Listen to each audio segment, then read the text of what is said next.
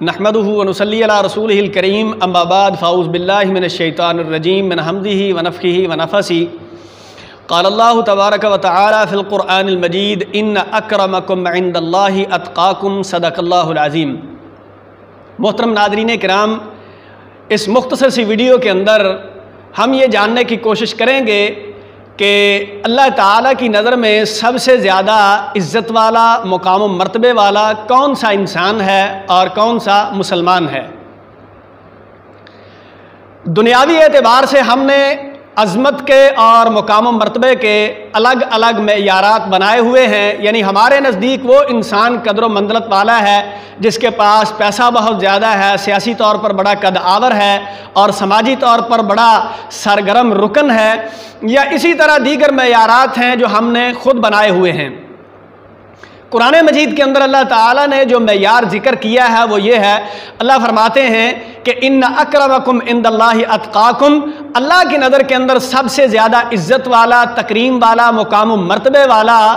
वो इंसान है जो परहेज़गार है, मुत्तकी इंसान है। इस हवाले से एक वाक़या सुने। ये वाक़या बड़ा ही सबक आमोज़ वाक़या है और इसमें आप इस बात को बखूबी समझ सकते हैं कि अल्लाह की नज़र के अंदर किसकी ज़्यादा अहमियत है और किसकी ज़्यादा कदर मंज़लत है।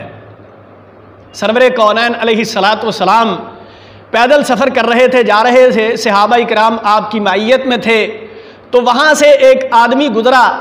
जो बड़ा सूटड बूटड था और बड़ा उसके ऊपर नेमत के असरात नज़र आ रहे थे। तो सरवरे कौनैन अलैहिस्सलातु वस्सलाम ने सहाबाए किराम से ये सवाल किया कि मेरे सहाबा, ये जो आदमी जा रहा है इसके बारे में तुम्हारी राय क्या है। तो सहाबाए किराम कहने लगे कि या रसूलल्लाह सल्लल्लाहु अलैहि वसल्लम, अगर ये आदमी बात करे तो लोग इसकी बात को बड़ी तवज्जो से सुनेंगे, अगर ये किसी को मशवरा दे तो इसके मशवरे को कबूल किया जाएगा, और अगर ये किसी से रिश्ता तलब करे तो लोग बड़ी खुशी से इसे रिश्ता देने के लिए भी तैयार हो जाएंगे। सरवरे कायनात अलैहिस्सलातु वस्सलाम ने जब ये तबसरा सुना, जब ये राय सुनी, तो आपने खामोशी इख्तियार की। उसके बाद वहाँ से एक ऐसे शख्स का गुज़र हुआ कि जो एक नादार सा इंसान था, कमज़ोर सा इंसान था, लेकिन इसके अंदर ये क्वालिटी थी कि ये मुत्तकी इंसान था। आपने उसकी तरफ इशारा किया और पूछा कि ये जो शख्स जा रहा है इसके बारे में तुम्हारी राय क्या है। तो सहाबाए किराम ने पहले के बिल्कुल अपोजिट राय का इजहार किया। आपने सहाबाए किराम कहने लगे कि ये आदमी अगर बात करे तो इसकी बात को कोई तवज्जो से सुनने के लिए तैयार नहीं होगा, अगर ये मशवरा देगा तो इसके मशवरे को कबूल नहीं किया जाएगा, और अगर ये रिश्ता किसी से तलब करेगा तो लोग इसे रिश्ता देने के लिए तैयार नहीं होंगे। नबी मुकर्रम सल्लल्लाहु अलैहि वसल्लम ने जब ये तबसरा सुना तो आप इस फ़र्क को जानते थे कि जो पहला आदमी था वो मुत्तकी नहीं था लेकिन मालदार था, समाजी तौर पर बड़ा कदावर था, और ये जो दूसरा शख्स है ये नादार तो है, ये कमज़ोर तो है, माली तौर पर इतना स्ट्रांग नहीं है, लेकिन ये मुत्तकी और परहेजगार है। आप इस हकीकत को जानते थे तो आपने इस बात का वहाँ पर ऐलान करके सहाबाए किराम को ये बात समझा दी। आप फरमाते हैं कि जो पहला शख्स गुजरा था,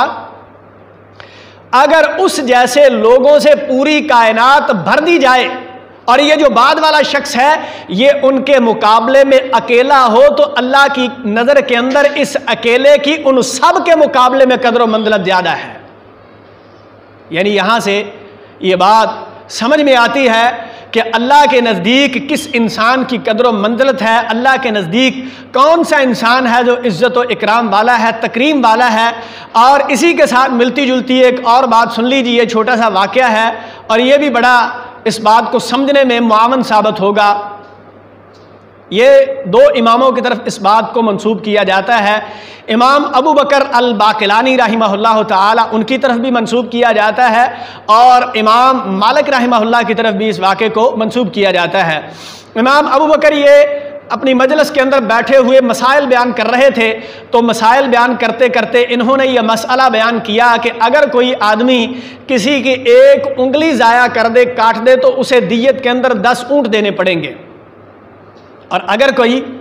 किसी शख्स की 5 उंगलियां ज़ाया कर दे, यानी पूरा हाथ ज़ाया कर दे, तो उसे दियत के अंदर जुर्माने के तौर पर उसे 50 ऊँट देने पड़ेंगे। वहां पर मजलिस के अंदर एक बैठा हुआ तालिब इल्म, उसके जहन के अंदर ये इश्काल पैदा हुआ। उसने इजहार किया, इमाम साहब, शरीयत का यह भी मसला है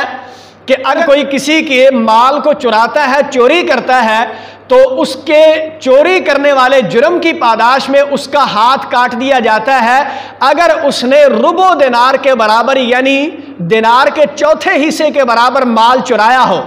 इस मसले से तो यह बात समझ में आती है कि एक इंसान के हाथ की जो कदर मंज़लत है वो दिनार के चौथाई हिस्से के बराबर है। आपने अभी जो मसला बयान किया है, इसके मुताबिक एक इंसान के हाथ की जो कदर मंज़लत है ये 50 ऊंट के बराबर है। ये फ़र्क बहुत ज़्यादा है, ये थोड़ा सा मसला समझा दीजिए। इमाम अबू बकर फरमाने लगे कि असल में बात यह है, और ये बात उनकी ये गोल्डन कोड है, ये सुनहरे अल्फाज के अंदर लिखे जाने वाले अल्फाज हैं। वो कहने लगे कि इन्नल यदा लम्मा कानत अमीनतन कानत समीनतन, कि जितनी देर तक इंसान का हाथ अमानतदार था, नेकी के रास्ते पर गामजन था, अल्लाह की नज़र के अंदर इसकी इतनी कदर मंज़लत थी, इतनी वक़्त थी कि अगर इसे कोई काटता तो उसे 50 ऊंट दियत के अंदर देने पड़ते, यानी इसकी कदर मंज़लत 50 ऊंट के बराबर थी। लेकिन वलम्मा खानत फहानत, और जब इस हाथ ने चोरी का इर्तिकाब किया, खयानत का इर्तिकाब किया, अब इसकी कदर मंज़लत अल्लाह की नज़र के अंदर इतनी गिर गई कि इसे दिनार के चौथाई हिस्से यानी रुबो दिनार के बराबर काट दिया जाएगा, ज़ाया कर दिया जाएगा। यहां से यह बात समझ में आती है कि अगर एक इंसान का उज़व जो है, हाथ है या पाँव है, वो नेकी के रास्ते पर चलता हो तो अल्लाह को वो कितना अजीज होता है, और जब वही हाथ या पाँव बदी के रास्ते पर चल पड़े तो फिर उसकी जो कदर मंज़लत है वो अल्लाह की नज़र के अंदर वो बिल्कुल गिर जाती है, उसकी बिल्कुल कोई वैल्यू नहीं रह जाती। तो इसलिए मैं अपने अहबाब से ये गुजारिश करूंगा कि हमेशा नेकी के रास्ते पर चलने की कोशिश करें और अल्लाह के महबूब बंदे बनने की कोशिश करें। इंशाअल्लाह जब आप महबूब और मुत्तकी बनने की कोशिश करेंगे तो फिर अल्लाह आपको अपनी मोहब्बत अता भी फरमाएगा, अल्लाह आपको तकवे की दौलत से सरफराज भी करेगा, और उसकी बुनियाद पर फिर अल्लाह ताला दुनिया में भी इज़्ज़त और तकरीम अता फरमाएगा, क़यामत में भी अल्लाह इज़्ज़त और तकरीम अता फरमाएगा। वमा अलैया इल्लल बलागुल मुबीन।